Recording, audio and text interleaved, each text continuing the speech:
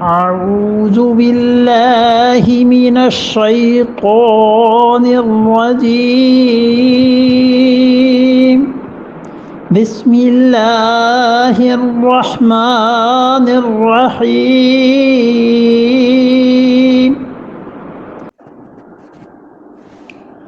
قال رب إني لا أملك إلا نفسي وأخي فافرق بيننا وبين القوم الفاسقين قال رب،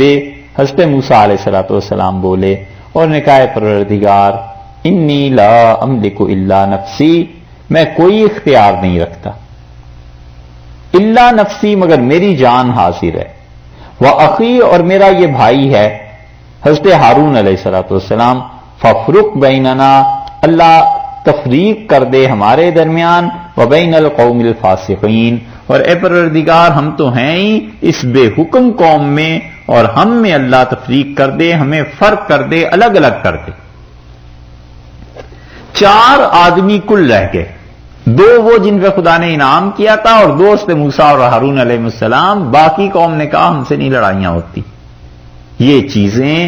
آ جاتی ہیں قوموں میں، جب زوال آتا ہے نا تو پھر ایسی چیزیں آ جاتی۔ اس لیے آپ مسلمانوں کی اس تاریخ پہ پورا غور کر لیں، ان مسلمانوں میں جو زوال آیا ہے تو وہ زوال اسی طرح سے آ گیا ہے کہ انہوں نے جتنے بھی اللہ کے اچھے بندے جو انہیں صحیح حقیقت کی راہ، حقیقت کی بات بتاتے تھے، ان کی تو قدر نہیں کی، اور پھر ان کی قدر کرتے رہے جو انہیں سستی اور آرام اور تن آسانیوں کی طرف لے جاتے رہے۔ یہاں پر وہ حضرت موسیٰ علیہ السلام کی بددعا آ گئی اور یہ چیز پیش آ جاتی۔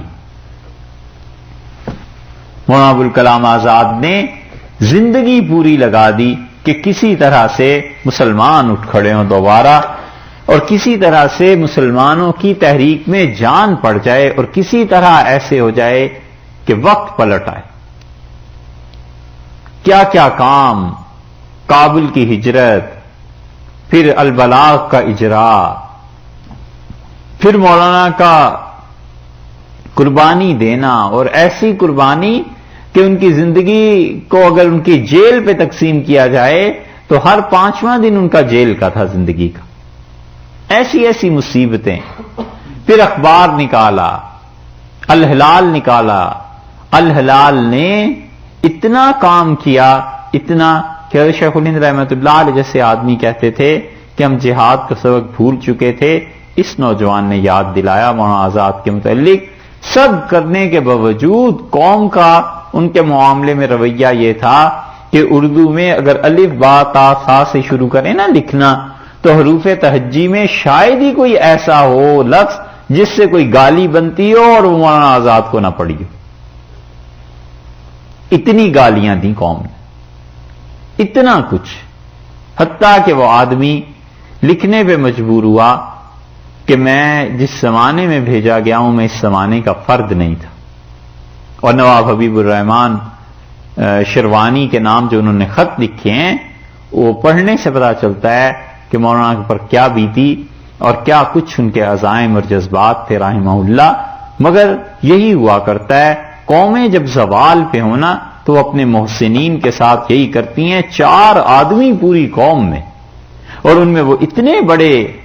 اتنی عظیم ہستی سیدنا موسیٰ علیہ السلام کی کہ ان کی ساری زندگی قوم کے سامنے ہے کہ اس آدمی نے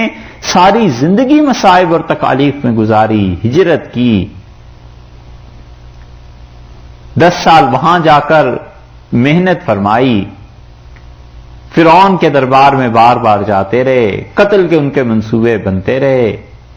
کون سی دقت اور تکلیف تھی، اور آخر پہ پہنچ کے سب چھوڑ چھاڑ کے وہ چل بھی پڑے ہیں۔ اور یہ یتیم بچہ پیدائشی طور پر جس کے قتل کی سازشیں ہو رہی تھیں، ساری زندگی سامنے، اس کے باوجود قوم ان کا ساتھ نہیں دے رہی۔ یہ زوال جب قوم پہ آتا ہے نا پھر ایسے ہی ہوا کرتا ہے۔ انہوں نے 2 کا ذکر کیا موسیٰ علیہ السلام نے کہ اللہ میں اور ہارون تو حاضر ہیں، باقی دونوں نے چونکہ اظہار کر دیا تھا اپنا خود سے ہی کہ ہم تو اللہ کی راہ میں آپ کے ساتھ ہیں، اس لیے ان 2 کا ذکر نہیں فرمایا۔ تو یہ 4 آدمی کل ہوئے، انہوں نے کہا اللہ انی لا املک الا نفسی و اخی، اے پروردگار میں اس قوم کے بارے میں کچھ کہتا نہیں ہوں مگر یہ کہ اے اللہ میں اپنی جان اور اپنی جان میری اللہ میں اس کے علاوہ کسی چیز کا اختیار نہیں رکھتا کہ میری جان حاضر ہے، وہ اخی اور میرے بھائی حضرت ہارون علیہ الصلوۃ والسلام وہ حاضر ہیں، اے اللہ پھر اس طرح کر دے کہ ففرق بیننا و بین القوم الفاسقین، اللہ فرق کر دے تو ہم میں بھی اور اس فاسق قوم میں جو میرا کہا نہیں مانتی۔